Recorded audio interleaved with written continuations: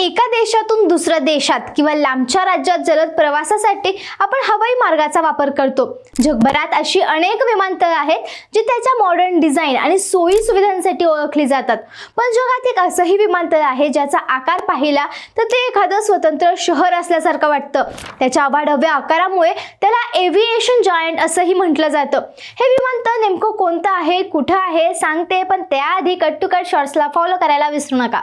तर हे अवाढव्य विमानतळ सौदी अरेबियाच्या ईस्टर्न प्रोव्हिन्स मध्ये दमाम या शहराजवळ स्थित आहे।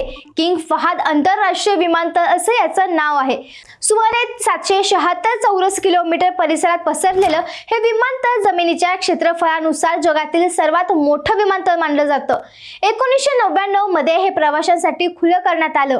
या परिसराची तुलना करायची झाल्यास 606 चौरस किलोमीटर असणारं आपलं संपूर्ण मुंबई शहर या विमानतळाच्या हद्दीत बसवलं तरीही बरीच जागा शिल्लक राहते।